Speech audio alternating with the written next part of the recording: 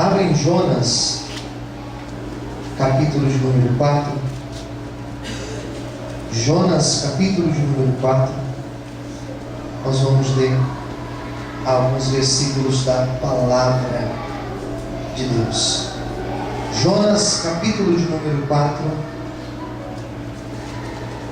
A partir do versículo 1. Se você vê que a pessoa do teu lado não trouxe Bíblia, convide ele para ler junto com você. Se ele tiver com dificuldade de encontrar, colabore com ele para que ele possa encontrar aí o texto, para nós meditarmos juntos na palavra do Senhor. Jonas, capítulo de número 4. Quem já encontrou, diga amém. Amém. Vamos ler. Versículo 1 diz assim: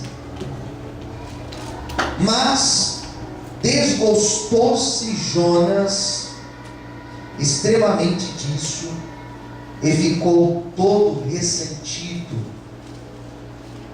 Vou ler de novo, importante esse versículo.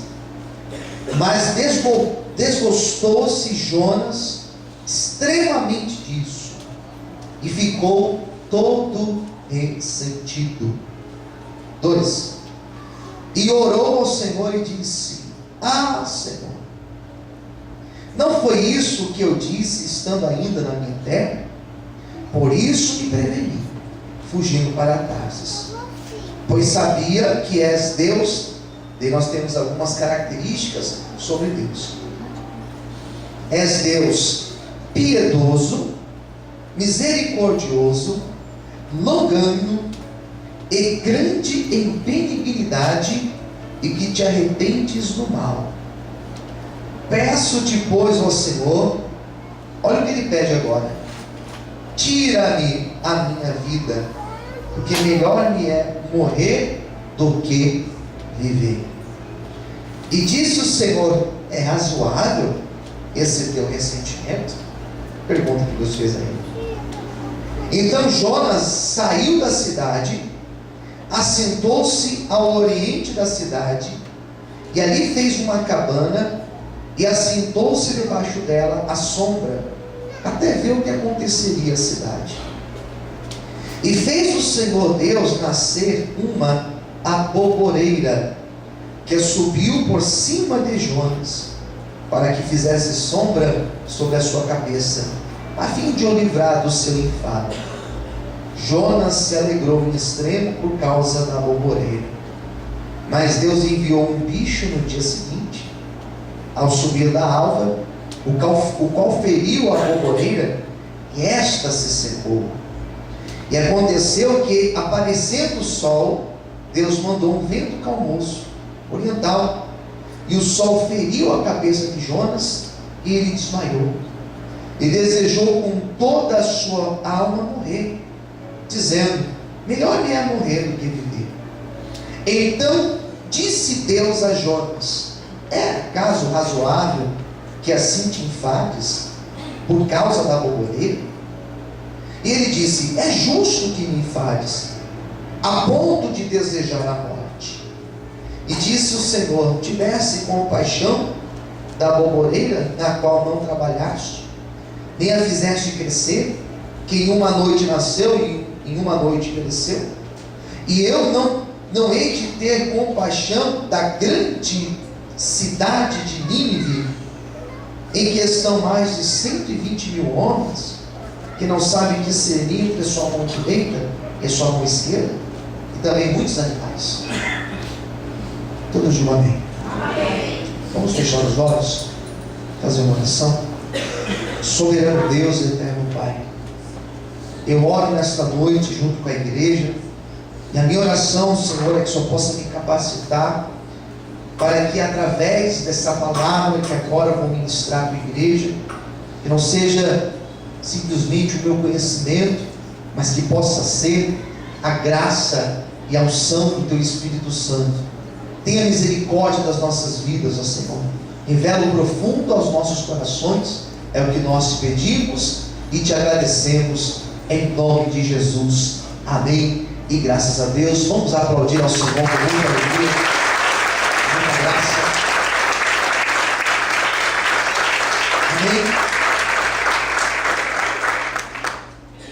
vou retomar os capítulos anteriores, mas mesmo você que está aqui hoje, ouvindo esta série de mensagens pela primeira vez, tenho certeza que Deus vai falar contigo. Amém? A história de Jonas é essa história que ela é apaixonante. Eu sempre, antes de ministrar acerca de Jonas, eu sempre falo, eu gosto de ressaltar, que a história de Jonas, ela não está falando de fato de Jonas. Ela não está falando de fato sobre a cidade de Nínive. O livro de Jonas, a história que nós acabamos de ler, ela fala sobre Deus. É uma revelação acerca de Deus. Quem está entendendo, diga amém. Amém. E a maneira que Deus, ele se apresenta na história de Jonas, a maneira que Deus se revela, é essa maneira que, no meu ver, ela é extremamente fascinante.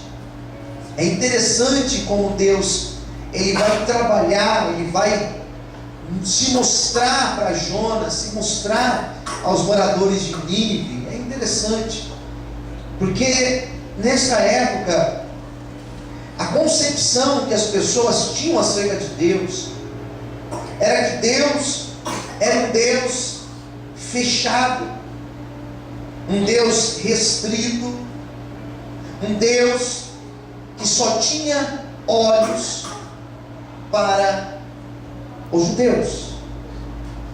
Nessa época, a teologia entendida nessa época era que Deus, ele só olhava para o povo de Israel.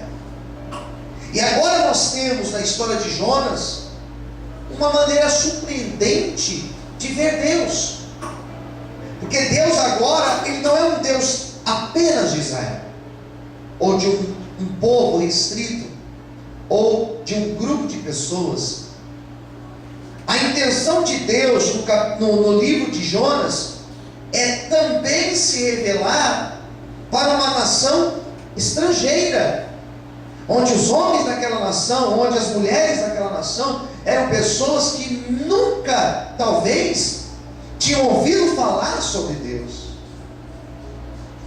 Eu acho maravilhoso quando a gente consegue ouvir uma mensagem. Eu amo ouvir pregações, é uma das coisas que eu mais gosto de fazer quando eu tenho um tempo livre.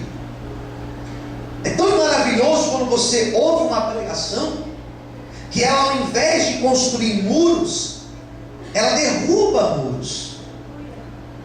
É maravilhoso quando você ouve alguém que tem experiências com Deus, alguém que teve conhecimento acerca de Deus, falar que Deus, ele não é um Deus restrito, um Deus fechado, um Deus que só olha para um grupo determinado de pessoas, mas Deus, ele olha para todos, seja você judeu ou não, seja você evangélico ou não, seja você cristão ou não. O olhar de Deus é um olhar para toda a humanidade. É isso que nós percebemos dentro da dinâmica da história de Jonas. E Jonas, ele se mostra lá no capítulo 1, se mostra alguém que não consegue compreender essa face de Deus. Ele não consegue entender como que Deus pode querer falar com este povo. Na cabeça de Jonas, ele não consegue compreender como Deus pode ser tão piedoso, como Deus pode ser tão misericordioso. E quando você lê a história de Jonas, ele mesmo vai dizer aqui no capítulo 4, eu sabia que o Senhor é um Deus cheio de misericórdia.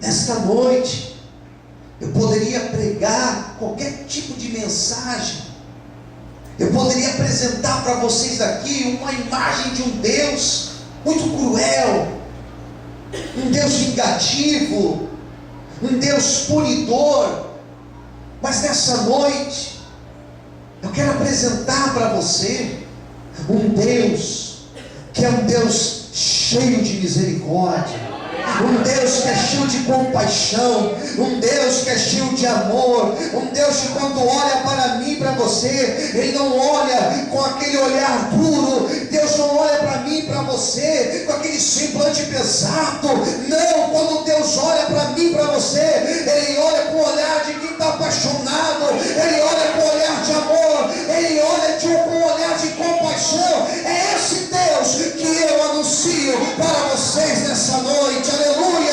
Será que você pode glorificar e exaltar ao Senhor essa noite? Aleluia!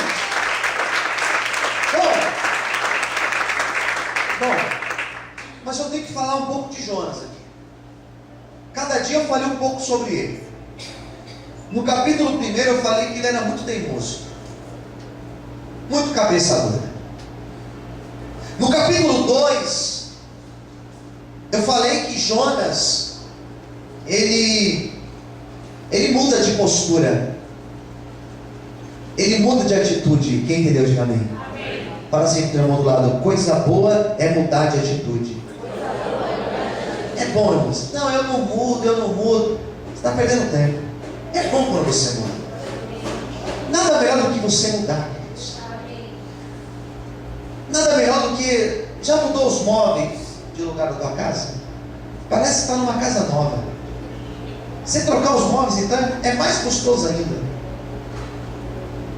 É bom quando você muda de perspectiva. Porque eu estou aqui, eu só estou enxergando aqui. Agora, quando eu ver um pouquinho mais para cá, eu começo a enxergar tudo diferente. Ele muda. Mas Jonas mudou. Vocês que conhecem a história dele, responda para mim. Pergunta fácil. Jonas mudou porque ele quis, pelo amor, pela graça, ou ele mudou pela dor? Pela dor. Geralmente nós mudamos pela dor. Ele muda, ele ora, ele busca Deus. E o capítulo 2 fala que Deus ouve Jonas. No capítulo 3 eu falei um pouco mais sobre Jonas. No capítulo 3 eu falei que Jonas, ele obedece a Deus. Se ele não obedeceu no capítulo 1, se ele foi desobediente lá no 1, no 3 ele já muda, ele já começa a pregar para todo mundo. Ele já começa a levar a palavra em toda a cidade de Nínive. Mas novamente, pelo amor ou pela dor? Pela dor. Se viu praticamente obrigado a fazer isso. Não que Deus obriga, mas ele não tinha saída. Daí nós chegamos no capítulo 4. E o perfil de Jonas no capítulo 4, eu não sou psicólogo, estudei bastante psicologia nas faculdades que fiz, mas não sou psicólogo. Mas o caráter, o perfil de Jonas está muito bem traçado aqui. Muito simples perceber como que é Jonas no capítulo 4. Esse Jonas no capítulo 4, ele é um adulto com características de criança. Ele é infantil. Quem entendeu, diga amém. Ele se coloca como uma criança. Ele é um homem extremamente infantil. O Jonas no capítulo 4 é o tipo de pessoa, não sei se você vai se identificar com ele, mas o Jonas no capítulo 4 é aquela pessoa que não gosta de ser contrariado. Fala assim, teu irmão, espero que você não seja assim. Ah, irmãos, porque ser contrariado tem gente que não gosta. Tem pessoas que elas não gostam de ouvir não. Quem concorda, diga amém. Amém. Sofrem muito na vida. Tem pessoas que tudo tem que ser exatamente do jeito dela. Pessoas assim sofrem demais na vida. Tem pessoas que elas não gostam de esperar. Pastor, ninguém gosta de esperar. Eu sei que ninguém gosta de esperar. Mas tem pessoas que elas são assim ao extremo. Ao extremo. mesmo eu tive uma reunião agora à tarde. Cheguei lá para falar com uma pessoa. Pediu para o pastor esperar um pouquinho aí. Tive que esperar. E um monte de coisa para resolver, mas tive que esperar. E foi passando o tempo, eu esperei quase uns 15, 20 minutos. Em pé esperando a pessoa. Nós tínhamos marcado o horário. Só que quando é do teu interesse, você espera. Quem concorda de mim? Você espera. Jonas aqui nesse texto, no capítulo 4, ele se mostra infantil, ele se mostra rebelde, ele se mostra duro novamente. Parece que a lição que ele aprende no capítulo 2, parece que ele desaprende agora. E agora ele se torna novamente uma pessoa arrogante. E o versículo 1 fala que de desgosto ele ficou ressentido. Sabe o que é isso? Ele ficou triste com Deus. Já ficou triste com Deus alguma vez? Já ficou ressentido com Deus alguma vez? Talvez você não vai reconhecer para mim, mas com certeza já teve situações na tua vida que você falou: Deus pisou na bola comigo. Como se Deus pisasse em bola. Deus poderia ter feito assim. Tem gente que quer ensinar Deus. Mas poderia ter feito dessa outra maneira. Mas ele poderia ter feito hoje. Quem está me ouvindo, diga amém. Mas ele poderia não ter deixado acontecer, ou sei lá. Ele fica ressentido, sabe por quê? Porque Deus faz diferente da maneira que Ele queria que Deus fizesse. Eu vou te falar uma verdade nessa noite. Em alguns momentos da tua vida, você também vai ficar assim como Jonas. Não infantil, não é isso que eu estou dizendo. Mas talvez querendo que Deus faça de uma forma e Deus vai fazer de uma outra maneira. Mas deixa eu te falar uma verdade, guarda ela no teu coração. Se te servir para hoje, melhor ainda. Mas se hoje não é o teu caso, mesmo assim guarde, porque é importante. Se um dia Deus não fizer do teu jeito, não se preocupe, porque Ele tem um jeito melhor para fazer. Ele sabe o que é melhor para a tua vida. Se algum dia Deus não fizer na hora que você quer, não se preocupe, porque o meu Deus, Ele sabe qual é a melhor hora. Se um dia Deus fechou uma porta, não se preocupe, Ele só fechou para abrir uma outra melhor na tua vida. Se um dia Deus tirar alguma coisa de você, não se entristeça, Ele tem o melhor. Quem crê nisso, glorifique e exalte ao Senhor essa noite. Mais forte as palmas. Você pode dar glória a Deus, gente. Você pode exaltar a Deus? Quem entendeu, diga amém? Então não adianta você ficar triste com Deus, ressentido. Não vou mais para a igreja. Não vou mais orar. Não vai mudar nada. Acredito que vai até piorar a situação. Mas eu não vou mais. Já que Deus não me deu. Eu ouvi isso já. Eu estou falando porque eu já ouvi isso. Pastor, já que Deus não me deu, eu não vou mais para a igreja. Falei, meu irmão, não faz isso não. Você está perdendo o seu tempo. Se Deus não te deu, está te dando um livramento. E o pior é que pode namorar, Deus. Irmã, que tipo que ele torce? É corintiano, pastor. Irmã, tô brincando. Eu nem deveria falar de futebol hoje. Meu tio Leon tomou uma sapecada. Vamos voltar. Se Deus não faz na hora que eu quero, do jeito que eu quero, Ele tem o melhor para a minha vida. Isso se chama maturidade.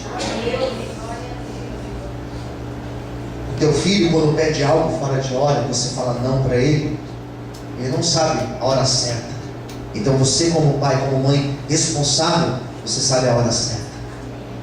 Você sabe organizar as coisas na tua casa. Imagine Deus, irmãos.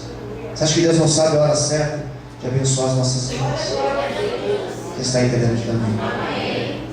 Versículo 2. Aqui ele vai mostrar uma outra característica. Ele fala de Deus agora. E olha o que ele vai falar sobre Deus. Preste muita atenção. Ele vai dizer que ele foge, ele queria ter ido para Tarsis, porque ele sabia. Preste bem atenção no que ele fala. Está aqui no meio do versículo, olha. Pois sabia que és Deus piedoso e misericordioso, longânimo, grande em benignidade, e que te arrependes do mal. Quem está entendendo, diga amém. Amém. Agora pensa comigo. O que Jonas fala aqui sobre Deus? Na tua opinião, o que ele fala sobre Deus? São características verdadeiras de Deus, sim ou não? Deus realmente é bondoso, sim ou não? Deus realmente ele é misericordioso, sim ou não? Deus ele é paciente, sim ou não? O que ele fala sobre Deus, aqui nesse versículo 2, não é mentira. Quer dizer que Jonas conhecia Deus. Jonas não era um qualquer, ele era um profeta. Interessante que mesmo ele conhecendo Deus, mesmo ele tendo todo esse conhecimento sobre Deus, mesmo ele tendo experimentado sobre Deus, Deus foi bom com ele.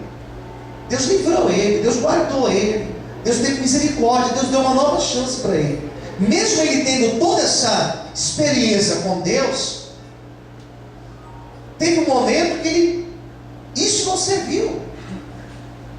Teve um momento que faltou para ele a maturidade que ele precisava. Quem está entendendo? Diga amém. Faltou.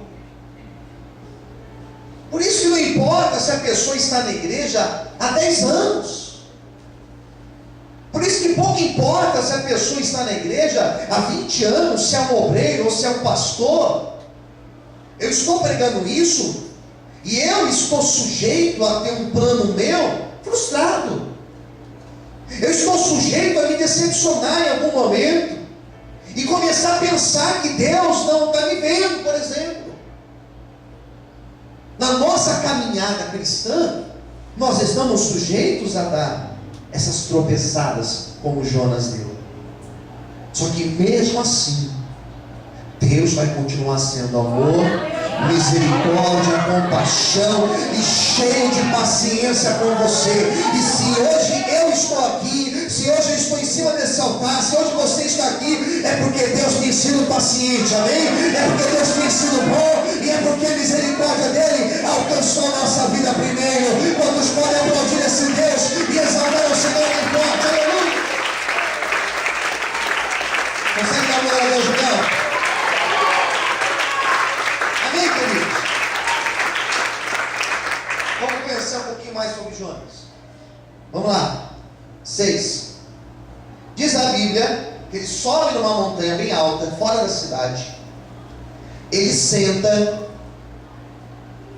E depois de ele ter pregado tudo que ele pregou por 40 dias, ele pensou: agora eu quero ver Deus mandar fogo e destruir a cidade. Quem está entendendo, diga amém. Amém. Preguei e Deus mandou, agora eu quero ver o fogo cair e destruir esse povo pecador.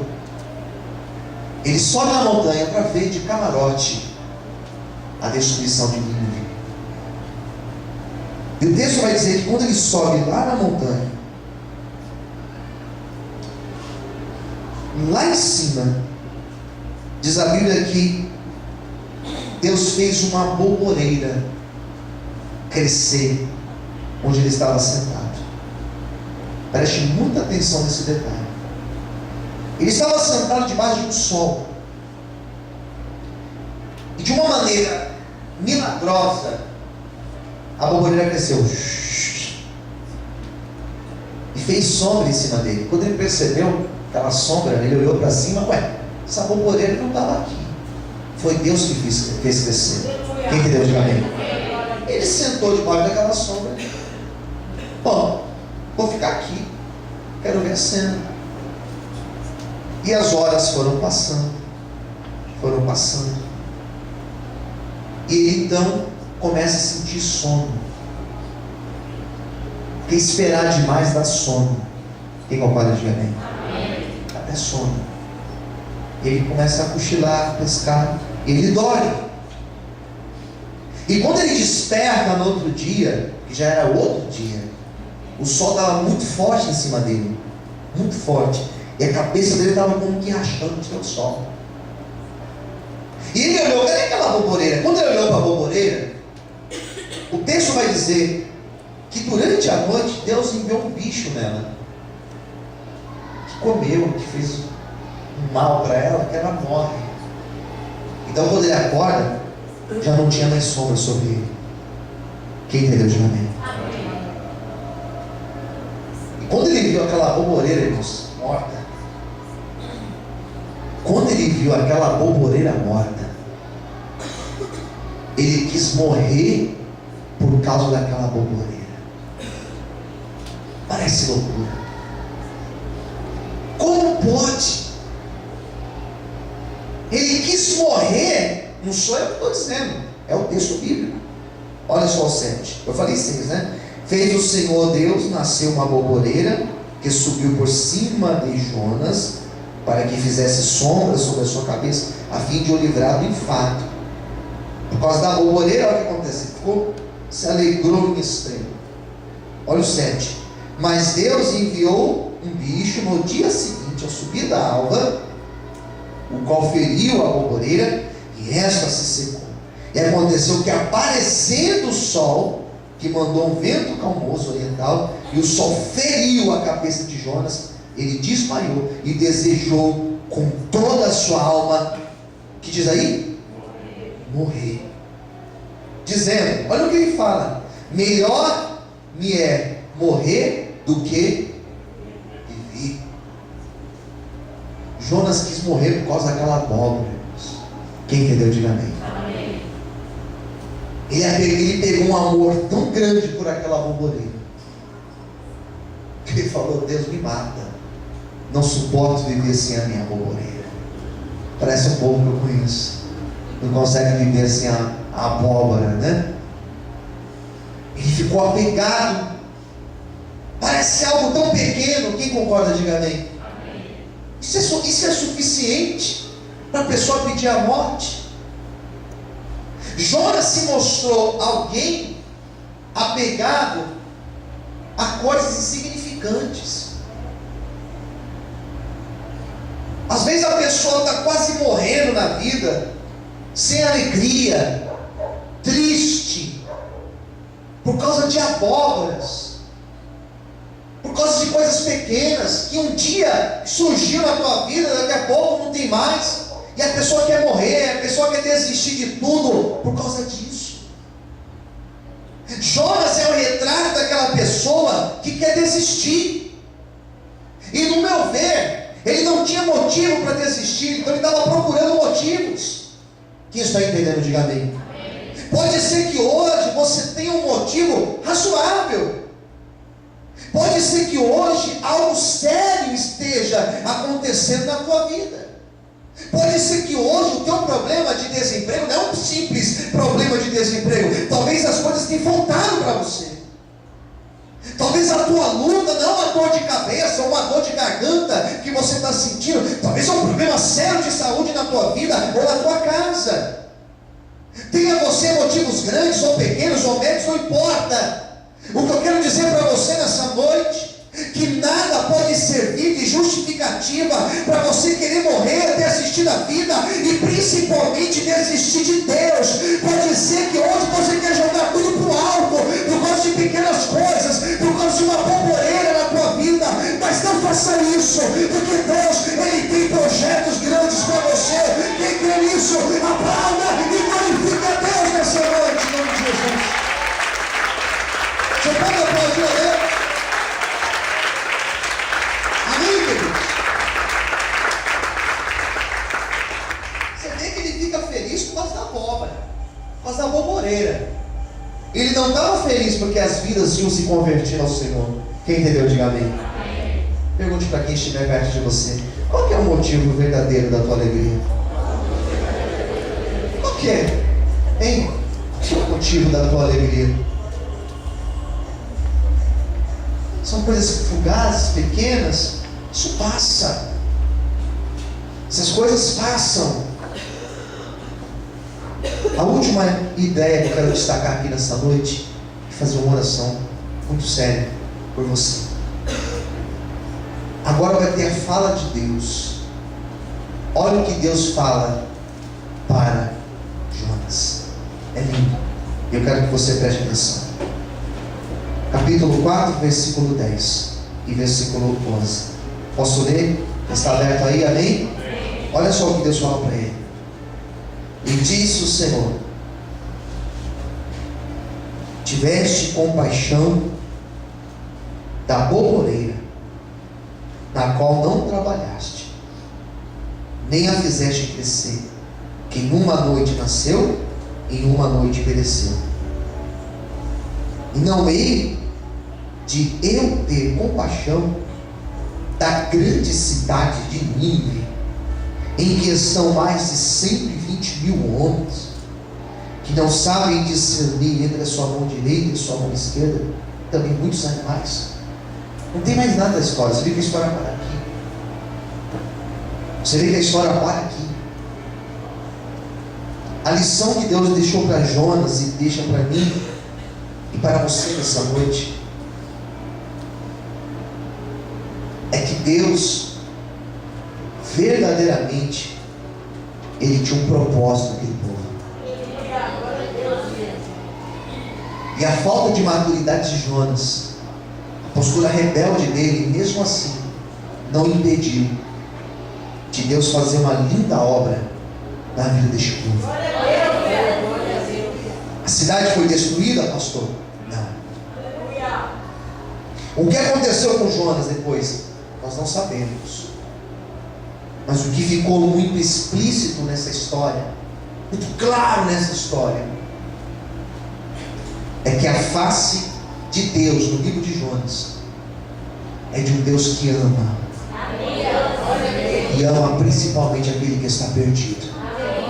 Por isso que se nesta noite você está aqui triste por alguma situação na tua vida, não se entristeça, porque o amor de Deus Ele te alcançou nesta noite, e todas as demais coisas que você precisa, elas serão acrescentadas. Da mesma maneira que um pai cuida do seu filho, assim Deus, Ele vai cuidar de mim, Ele vai cuidar de você, até o teu último suspiro, até o teu último dia de vida nessa terra. Deus vai cuidar de você, e não deixará que nenhum fio do seu cabelo caia, sem que tenha a permissão dEle. Por isso não se preocupe, porque o Deus de amor, Ele te alcança e Ele te abençoa nesta noite, em nome de Jesus. Quem acredita nessa palavra, glorifica o Senhor e aplauda a Deus nessa noite. Aleluia!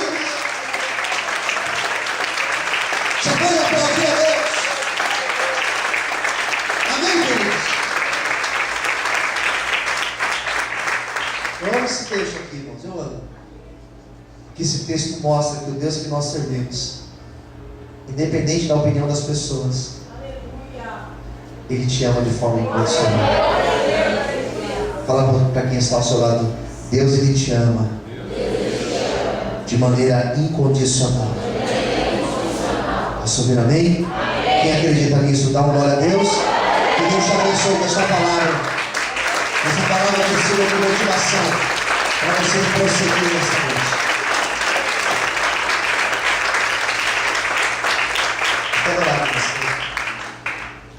Eu convido você a ficar